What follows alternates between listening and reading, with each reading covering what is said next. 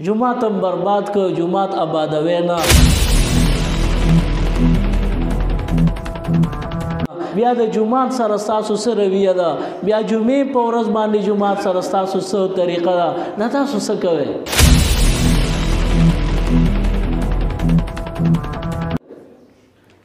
دا کار خو غلط دی او د دې به یو خبرې خدای ته پوس کوي که تا دومره غټې غټې تسبیح راغیستي په دې د خدای نه بخي. غټه غټه ګیره دې پریخي په دې د خدای نه بخي. د جماعت ته څه حال دی او ته هم وایې چې ما نه بخي نور به څوک بخي، تا به وخي او ښه ډېر به دې وخي. آخرت کې د بخښنې سوال مه کوه، د وخلو امید ساته وی بدې. قرآن پاک د تمام انسانیت دپاره د هدایت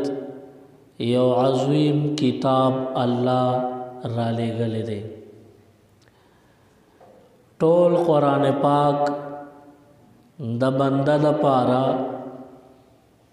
د خیر لار لټی، د دنیا او د آخرت کامیابی ورکی او د دنیا او آخرت د حوادثو نه نجات ورکی.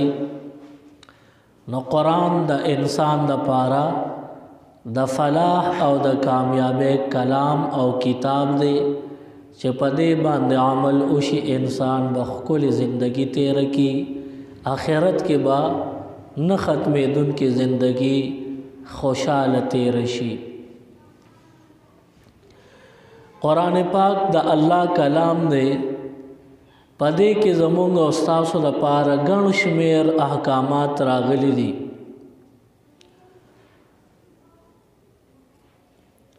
په قرآن باندې عمل وشي آخرت کې بیا د هغې صله ملاویږي. زموږ دین اسلام مونږ او تاسو ته د جنت لاره ښودل غواړي او د جهنم لاره پرېښودل زموږ نه غواړي. د مرګ نه پس ژوندون برحق دی، حساب کتاب به کېږي، د هغې حساب کتاب نه بنده یریږي چې ما سره به الله څنګه حساب کوي. نو د دې وجې په دنیا کې ښکلې ښکلې عملونه کوي. مونږ ټول د الله نه یریږو، د مرګ پس مونږ سره به څه کېږي،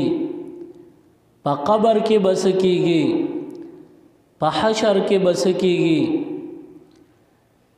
په دې خبرو مونږ یریږو. خو پکار دا دی چې مونږ په دنیا کې د ټولو خبرو دپاره پوره تیاری وکړو.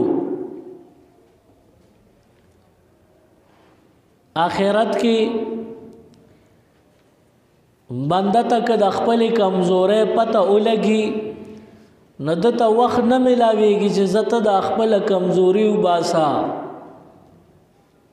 یا توبه وباسه، بنده ته وخت نه میلاویږي. نو دنیا داسې ځای دی بنده ته احساس وشي نو دی بیا خپله کمزوري وباسي او که پیښه ویني نو معافي وغواړي، توبه وباسي. دا دنیا دا د خپلو عملونو د اصلاح دپاره، په آخرت کې بیا بنده که ډېر افسوسو کی نو هېڅ هم ته نه جوړېږي. نه بنده دا خیال دی چې ما سره به حساب کتاب کېږي، دنیا کې ښکلې عملونه کوه. او دې دا ښکلې عملونه څه ته وایي؟ روژه نیسي، زکات ورکوي، حج ادا کوي، عمرې لځي، منځونه کوي، د جهاد فی سبیل الله ضرورت شي نو جهاد کوي. داسې مختلف طریقو باندې روان دی، ذکر فکر کوي، علم کوي، مختلف خکل اعمال ادا کوي او د دا خیالي چې زب په دې باندې معاف شم الله به مې وبخي جنت ته ولاړ شم. خو اصل کې دا خبره کامل نه ده. مونږ تاسو د ځان فکر کو او د بل فکر نه کو، د خپل آخرت جوړول کو او د بل دغه بربادي باندې پروا نه کو. د دې د وجه نه مونږ کامل نشو کېدی. که زه حج کوم، عمره کوم، روزه نیسم، زکات ورکوم، جهاد کوم، علم کوم، زه کامل مسلمان نشم کېدی تر څو چې د الله دین ما د خپل پوهې مطابق بل ته رسول نی چې سز د شوي هغه به بل ته رسې او د بل فکر بکې د آخرت د بربادۍ نه به ساتي، د نیغې لارې د راوستلو کوشش بکې، خراب لارې نه د منې کولو د خپل وس مطابق کوشش بکې. کامیاب بے کامل مسلمان په هر لمحه کې بتا ته الله کامیابی درکوي. او کدا فکر دیو نه کو نو آخرت کې به بیا هغه خلک چې برباد راغلي ته هم ورسره برباد دي. کم آیت مبارک میں ستاسو وړاندې تلاوت کو. اللہ رب العالمین دے آیت مبارک کے فرمائی کنتم خیر امت، تاسو بہترین امتی ہے، اخرجت للناس چې د خلکو د پاره را لېږل شوي را وستل شوي، تأمرون بالمعروف چې د نیکو حکم وکوي، وتنهون عن المنکر او د نارواو نه به منې کول کوي. او یوازې په دې خبره کاملیږي نه، تؤمنون بالله، په الله به ایمان هم لري. اسې نه چې ایمان نه وي او ته نیک کارونه کوې نو بیا داسې شوه لکه بلډینګ خېجې او بنیاد ورسره نشته، نو په هوا بلډینګونه نه جوړېږي. د ایمان سره سره د خلکو فکر وکې، که ځان کامل کول غواړي، په الله باندې ځان بخل غواړي او جنت ته تلل غواړي، نو ځان سره سره دبل فکر وکې. تیرو امتونو کې یو قومو په هغوی باندې الله فیصله وکړه چې دا نور نه سمیږي، په دوی عذاب راولم. نو فرشتو ته الله حکم وکوي ورشه او دا په کوم ځمکه چې دا قوم اوسېږي دغه ټول ځمکه اوچته کې او نسکوره کې په الله وی نور مهلت ولا نور کوم دا ځمکه په نسکوره کې. فرشتي راغلي او غیر چاپیره په دغه ځمکه وګرځېدې او یې کتل حقیقت کې ټول نافرمانو د عذاب مستحقو. یو عبادت خانه و پاغي کې یو بزرگ ناستو الله الله یې کول. فرشتو چې دغه بزرگ لیدل دي نو دوی واپس تللی دي الله لا او الله ته وی پروردگارا دغه خلق ډیر سرکش او نافرمان دي، د عذاب مستحق دي. او دغه خلقو کې منس کې په عبادت خانه کې یو بزرگ ناس دي او الله الله کوي چې ټول ازمکه نسکورو نو دته خوبوم تکلیف رسی. الله پاک وتو فرمایل دغه بزرگ نه وړومبه شروع کې اولې په د نسکوره کې و پسې په د قوم نسکوره کې. فرشتو دغه شان وکړل، دغه بزرگ او دغه نافرمان خلق ټول نیستو نابود شو.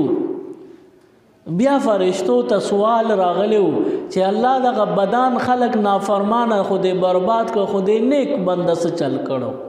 دې خبره ته بچ کړو. او فرشتو د الله نه تپوس کړو، الله وته فرمایي دا نیک بندا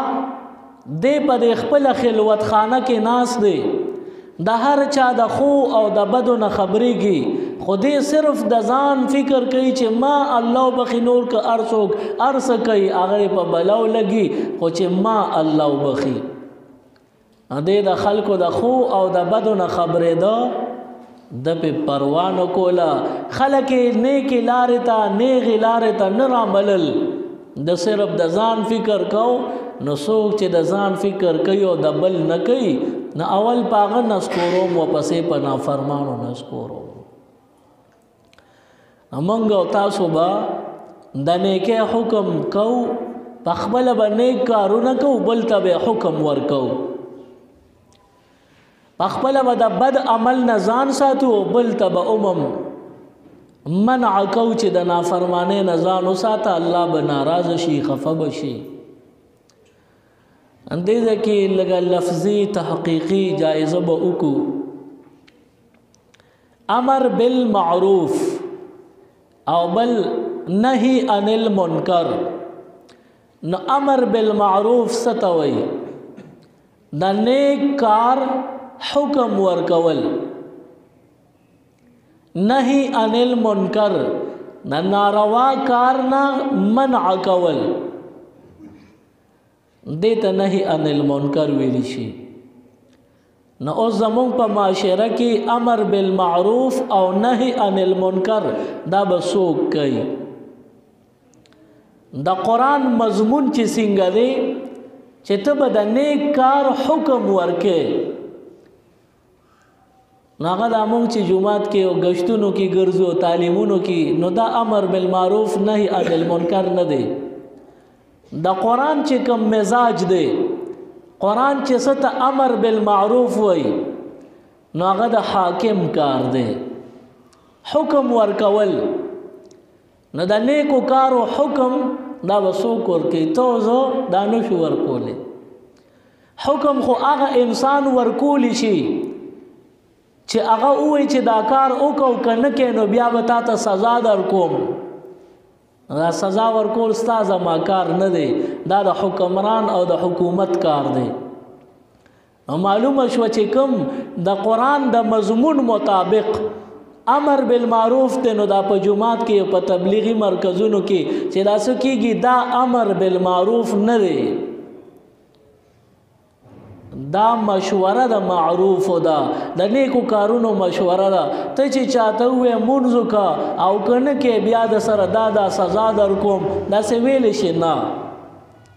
ته په کوم حیثیت باندې بل ته وې چې دا مونږ کا ته ته داسې یو درخواست وکړي چې سبا د مونږ ټیم نه مونږ کا دینا خو څه ویل شي نه نو دا د خیر ښېګړې مشوره ورکړه نو دې ته امر بالمعروف نه وای او معلومه شوه چې تاسو ته الله وای چې تاسو به حکمرانان یې تؤمنون بالله کې اشاره ده چې تاسو ایماندار به یې نو الحمدلله تاسو ایماندار یې ورپسې مخکې ته الله فرمایلی چې تاسو به خلکو ته امر بالمعروف کوئ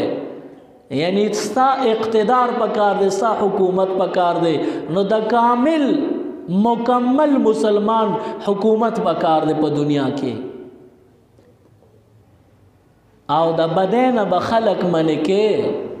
که چاته دی وی چې دا بد عمل مکوا دا خراب کار مکوا که نو بیا دا سزا در کوم دا ته ویلی شي نه دا یو ښه مشوره دی ورکړه چې دا کار مکوا ښه نه دی زمونږ دا امر بالمعروف او نهی عن المنکر د قرآن د مزاج مطابق په سوچه معنو کې اصلي معنو کې دا هغه شی نه دی مراکزو کې چې کومې خبرې کېږي نو دا تذکره ده دا مشوره ده اوس په صحیح معنو کې د نیکۍ حکم ورکول دا د حکمران کار دی په صحیح معنو کې د بدین خلق منې کول دا د حکمران کار دی او پسې وایي چې ته ځان نه حکمران جوړی کامل مسلمان شه بیا وروسته تا ته حکومت او اقتدار ملاویږي چې ته کامل مسلمان شوې ته به په پیسو نه غشتې کېږي نه به خرڅېږي تب عہده نه اخلي نه خرڅه تب د خپل ایماندارۍ په معیار باندې په بر رواني حکومت بدل راځي. بهر حال زمون عنوان دا دی چې امر بالمعروف نه نیکو حکم ورکول و نهی عن المنکر د بدو کارونو نه خلق منع کول دا د مسلمان صفت او شان دی. پیغمبر علیه الصلاۃ والسلام فرمائی من رأى منکم منکرا تاسو کې داسې یو کس چې هغه یو ناروا کار ولیدو یو ناجیزه کار ولیدو فلیغیره بیده نو دغه کار دې بند کی په لاس سره یعنی د ډنډې په زور دې بند کی. نو دې ځای کې اسلامي حکومت ته ضرورت دی. وَإِن لَّمْ يَسْتَطِعْ او که د لاس او د ډنډې طاقت دی نه فبلسانه نو په ژبه خو ویلی شي دې کار ته په خوله خو بد ووایه چې دا ښه کار نه دی. په ډنډه نشي منې کولی نو بیا په خوله ورته ووایې دا مه کوئ. وَإِن لَّمْ يَسْتَطِعْ او که د ژبې د خبرې کولو حق نه لرې طاقت او اختیار نه لرې فبقلبه نو بیا دغه کار په زړه کې سپک ناروا او ګناه وګڼه او چې دا پړه کې دی بد وګڼه چې دا کم کار کیږي د لاس د بندولو وس مې نشته په خوله د وینا طاقت مې نشته نو پړه کې بد وګڼه. چې دا پړه کې دی بد وګڼو نو حضور علیه السلام فرمایي تا ته وایي چې ستا ایمان اوس څومره دی وذلک اضعف الایمان دا هغه د ټولو نه کمزورې درجه د ایمان ده او د دې نه اخوا بیا د اوري د دانې برابر ایمان هم پاتې نشو. هر کله چې ما په دې عنوان تقریر کړی دی نو په هغې کې زه یو مثال ستاسو د پوهې دپاره ورکوم خو هغه مثال ډیر زیات نازک دی. د دې په وجه خلک زما د هغې یوې خبرې نه بل مطلب والي. لکه یو مجلس کې مولوی صاحب تقریر کو په سنت طریقو باندې بیا په سبا و پس یو کس راغی وی استاد جی تاوی چې نسوار سنت دي استاد جی وتوی چې نه ما خو نه دی ویل چې نسوار سنت وی ول نه فلانی ځای کې تقریر کې دی ویل وی آلته ما وی چې مسواک سنت ته خو ته نسواری سازهن کې دار ال چې استاد وی نسوار سنت ته دې خبره ته خیالو کې زه چې کوم خبره کول غواړم. پیغمبر علیہ السلام فرمائی تاسو کې چې یو کس یو ناروا کار وویني نو په لاس یې منې کې د لاس د منې کولو طاقت نه لري نو په خولې ورته ووایه چې دا کار ښه نه دی او د خولې د وینا طاقت نه لري نو پړه کې یې بد وګڼه چې دا کار ښه نه دی او چې پړه کې یې بد نه ګڼې نو بیا د اوري د دانې برابر ایمان هم نه لري. د اوري د دانې برابر ایمان هم پکې نشته. اوس هغه مثال له راځو یو الک نوی نوی ګیره راشي نی خانې ته لاړ شي او پاکه ګیره وخورئ چې کور کې مورې وویني نو مورې ځان ته را ترغاړه باسي په یو مخ او په بل مخ یې ښکل کي بچي اوس ډېر ښکلی ښکاره شوې چې حجامت ته وکړه. دا ګیره خریل ګناه ده که نه ده؟ ګناه ده. نو ګناه د زوی باندې منې کول پکارو د ډنډې په زور چې دا د غلط کارو کو دا به نه کې نو اخو د مور اونه کړل یا پلار اونه کړل نو په خولې خو ته ویل پکارو چې بچې دا رسو کړل دا خو د غلط کار ګناه دی وکړه نو د مور یا پلار دغه اونه کړل نو پړه کې خو دا کار بد ګڼل پکارو چې د زوی دا کار غلط وکړو دا خو ګناه وکړه پړه کې ویل پکارو نو د دې ایمان به محفوظ خو چې ګناه وکړو دی وی اوس ډېر ښکلی ښکارې نو هغه درې خبرې د پرېښودې ده خو هغه ګناه ته حسن ورکړه دی وی دا ته ښه ښکارې نو اوس یې ایمان پاتې شو نه.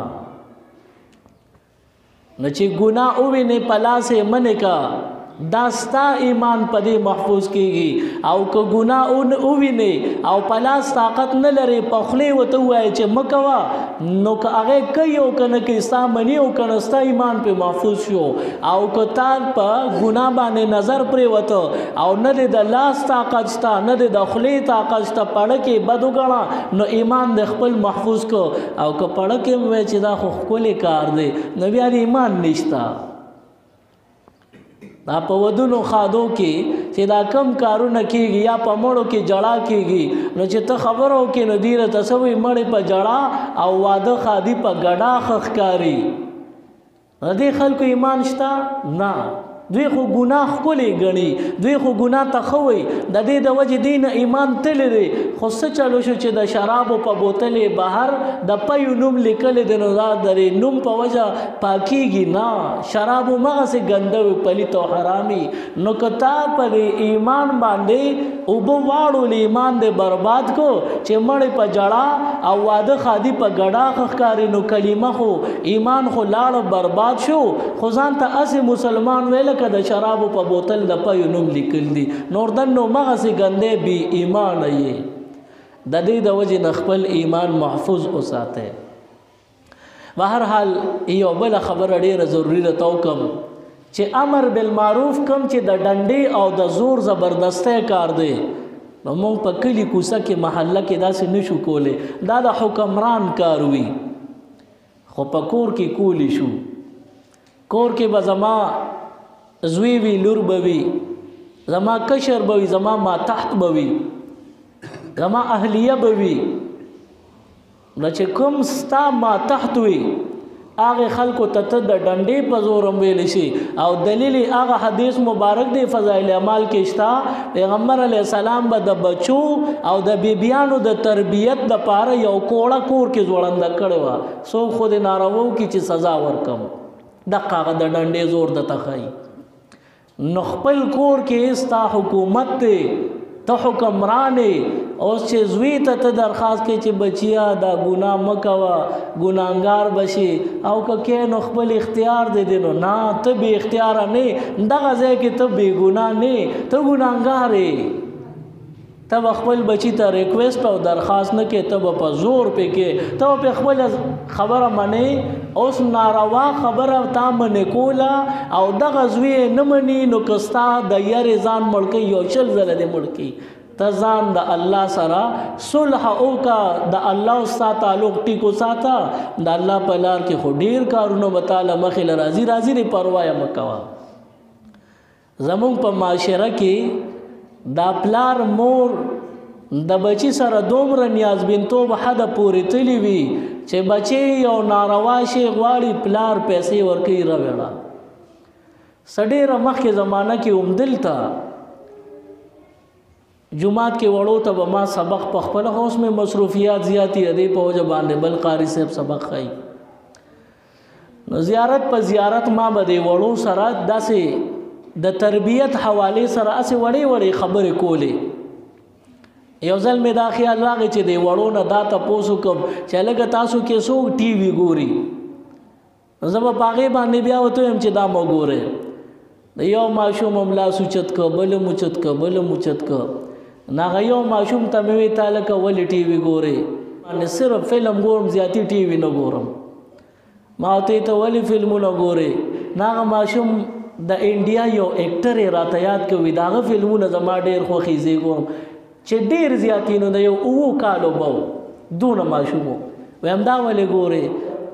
دغه فلانې اکټر کوم چې نوم اخیستی و وایي دا زما د مور ډېر خوښ دی وي هغه زما په مامو او زما په رور باندې یا په ما باندې فلمونه راغواړي د هغې خوښ دی هغې ګوري نو زما هم خوښ دی زه هم ګورم په منبر رسول باندې مې دا خبره راته وکړه الله گواه دی چې مې وي دا حقیقت دی حقیقت نه سیوا پکې څه نشته ماشوم راته قرآن ته ناست و دی وي زما د مور دغه فلانې اکټر خوښ دی هغې ډېر ګوري زه هم ګورم ماشوم دې حد ته تربیت ورسېره نه نم هغه ماشوم زه وینم اکثر لارو کوڅو کې خو هغه برباد دی او غونډه کورنۍ مې بربادېږي وجه دا دوی په خپله تباه کړي دي ته حکمران په خپل بچی باندې اختیار لري، کته پلارې کته مورې د خپل بچو اسلامی او دینی تربیتو کې دا تاسو ته څه جوړ کړی دي؟ بیا د جمعات سره تاسو سره رویه ده، بیا جمعې په ورځ باندې جمعات سره تاسو څه طریقه ده، دا تاسو څه کوئ؟ دا کار خو غلط دی. او د دې به یو خبرې خدای ته پوز کوي، که تا دومره غټې غټې تسبیح راغشتي په دې د خدای نه بخي، غټه غټه ګیره دې پرېښي په دې د خدای نه بخي، د جومات ته څه حال دی او ته هم وایې چې ما نه بخي نور به څوک بخي، تا به وخي او ښه ډېر به دې وخي. آخرت کې د بخښنې سوال مه کوه، د وخلو امید ساته وی بدې. جومات هم برباد که، جومات آبادوي نه. دا ماشومان کوم خوا لاړل؟ که اوس چا اعلان وکړه چې دلته پیسې تقسیمیږي نو مناسب نه ده، خو دا ښځې به هم رامنډې وایي چې موږ هم ځو چې پیسې راته میلو شي. ولې زموږ حق نه دی؟ او چې د خدای دا نوم درته واخیستی چې اذان وشو، ستا بچی هم کور ناست او ته بې خونده په خپل هم کور ناست دی، دا کم عمل تاسو وکړه؟ په خپله باندې هم او بل ته هم د نیکو خبرو حکم ورکې او د ناروا خبرو نه منې کې، الله به دې زنده‌باد کامیاب تر و تازه کی. او که په خپل هم بربادې او بچیم نو بیا به په آخرت کې هم دغه شان در پدې کې الله دې د بربادۍ نه وساتي. سبحان ربک رب العزة عما یصفون وسلام علی المرسلین والحمد لله رب العالمین. اللهم ربنا آتنا فی الدنیا حسنة وفي الآخرة حسنة وقنا عذاب النار وادخلنا الجنة مع الأبرار یا عزیز یا غفار برحمتک یا ارحم الراحمین. مزید اسلامک ویڈیوز دیکھنے کے لیے ہمارے یوٹیوب چینل دین اور دنیا کو ضرور سبسکرائب کریں اور بیل آئیکن ضرور پریس کریں تاکہ ہماری ہر ایک ویڈیو کی نوٹیفیکیشن آپ کو مل سکے.